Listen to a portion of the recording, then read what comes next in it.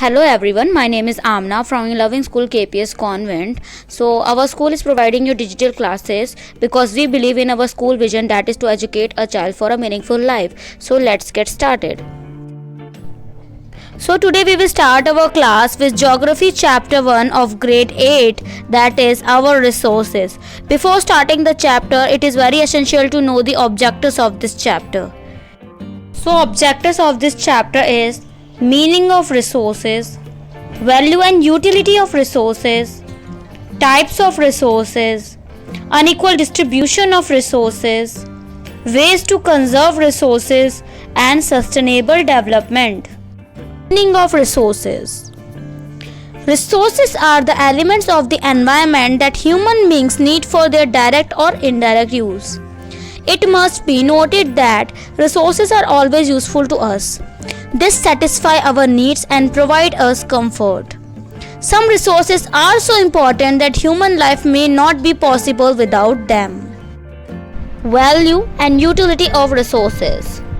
We use various resources from different purposes and that determines their value and utility. The uses of resources that we derive from nature, such as sunlight, water, air, plants and animals, determine their utility. This adds to the worth of these resources. Any material from nature can become a resource when human beings find it to be useful and attach some value to it. Here we may cite the example of a waterfall. It not only has aesthetic value because it looks beautiful, but also has economic value because it acts as a tourist destination and its water is used to generate hydel electricity. Types of resources. There are three types of resources, that is natural resources, human resources and human-made resources. Let us discuss about it. Natural resources. Natural resources are obtained from nature and not made by people. Plants, water, sunlight, soil and wind are examples of natural resources. Although these resources can be used without much modification, some tools and technology may be used at required times to use them in a best possible manner. Natural resources are of various types and can be classified on the basis of origin, renewability, stage of development and distribution. Let us discuss about it. Classification on the basis of origin. It can be classified into two categories, that is biotic resources and abiotic resources. Biotic resources, such resources can reproduce, thus they can keep on multiplying. Forests, fish, trees, shrubs, herbs and animals belong to this category. Abiotic resources. These resources are obtained from the non-living aspects of the physical environment. Soil, water, sunlight, rocks and minerals are examples of abiotic resources. On the basis of renewability, the classification of resources are in two categories, renewable and non-renewable. Renewable sources. These are those resources which get renewed or replenished quickly, such as solar and wind energy. Next, non-renewable resources. These are those resources which have a limited stock. Once these get finished, they may take thousands of years to renew, like coal and petroleum.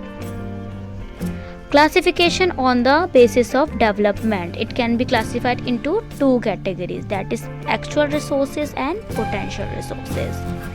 So, actual resources. These resources are assessed for their quantity and quality and thus are put to an actual use to satisfy human needs. Coal and iron deposit in India are actual resources. Potential resources. These are the resources which have not been put to actual use as their entire quantity of existence is not definite. The existence of these resources is known as, but apt technological knowledge is required to utilize them.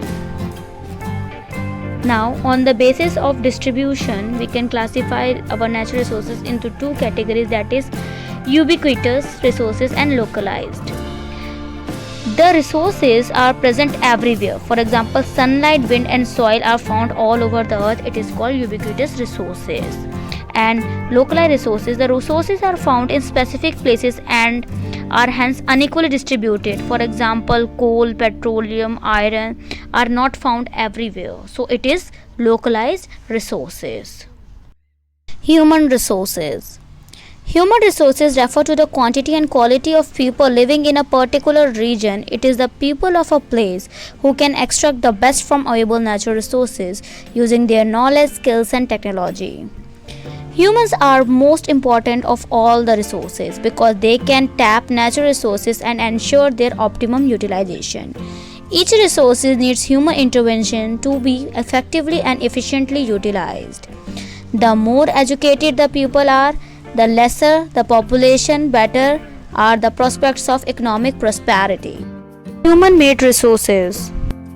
Human-made resources are not found naturally but are made by human beings for their convenience and to fulfill their needs. For example, cars, aeroplanes, buildings, etc. Unequal distribution of resources. The distribution of local resources is dependent on certain factors such as type of climate, terrain, soil and attitude of the place. For example, soil is present everywhere but fertile soil for agriculture is found in the plains, deposited by rivers and their tributaries. Similarly, most forests are found on mountains and hills and officials are generally found in arid land. Ways to conserve resources. For this, I am going to show you a video. After that, we will discuss it. Before learning how waste can be managed at home, let us first understand the 3 R's, namely reduce, reuse, and recycle.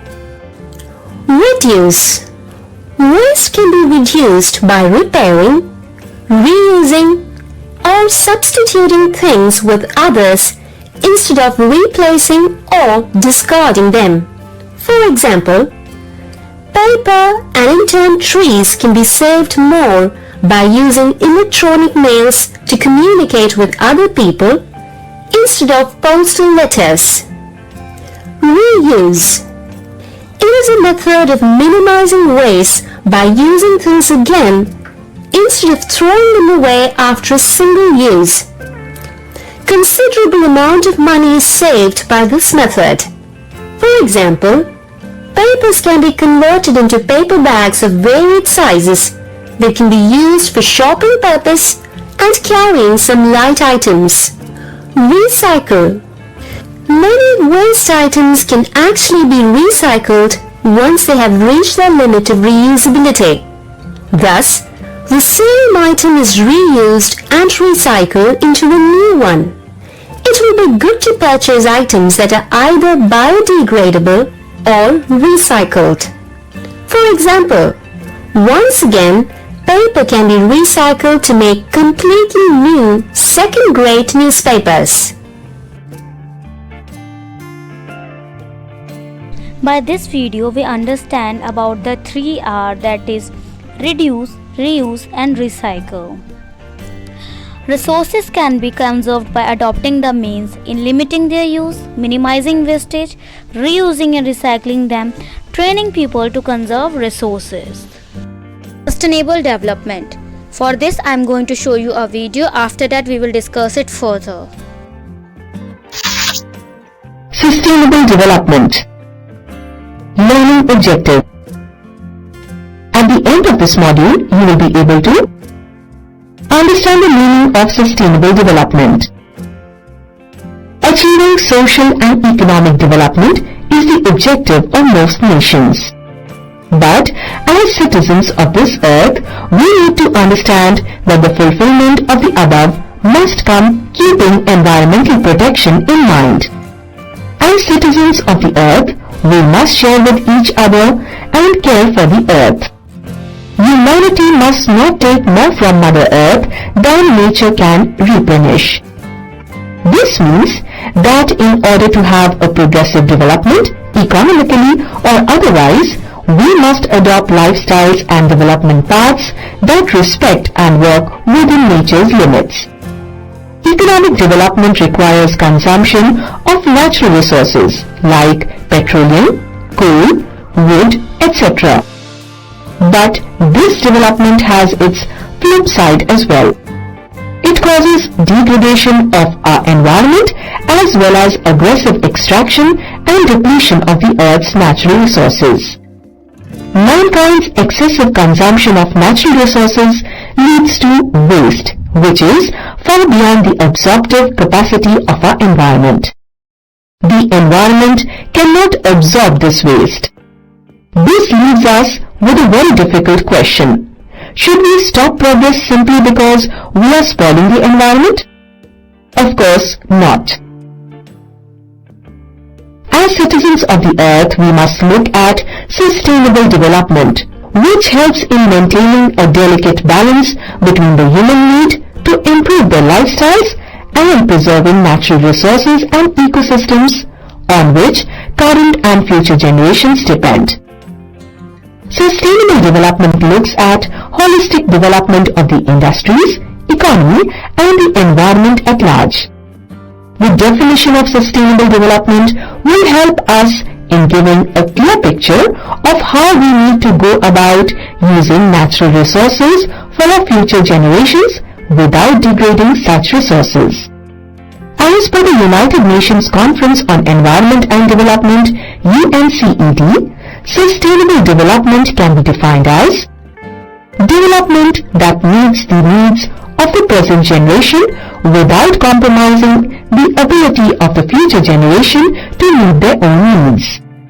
Thus, according to the definition, sustainable development aims at economic development of a nation without compromising on the quality life of current and future generations. The terms need and future generation are the catchphrases in the above definition. The definition of sustainable development is further simplified by the constructive report known as Our Common Future, published by the World Commission on Environment and Development or the Brundtland Commission. According to this report, meeting needs is about meeting all the basic needs such as food, clothing, shelter and jobs.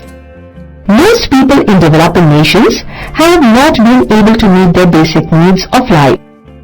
As a result, our common future emphasizes the extension of opportunities to everybody so that each of us can lead a better life. The Brundtland Commission also emphasizes that it is the moral obligation of today's generation to hand over the planet Earth to future generations in a good condition. Thus, it is our collective responsibility to conserve the natural resources found in the environment, preserve their regeneration capacity, and avoid imposing any risks which would degrade the environment. Once we abide by the above, we can all really dream of sustainable development. By this video, we understand that sustainable development is the process of engaging in development that does not harm or damage the environment. It involves progressive thinking and the need to follow a path of development that meets the requirements of today, keeping in mind that the wants of the future generations. Thanks for watching. I hope you will understand all the aspects about our resources, natural resources, human resources and human-made resources, and also about sustainable development and reuse, reduce and recycle. So, subscribe to our channel for more updates and more videos. Stay at home, be safe, study well. Bye. Take care.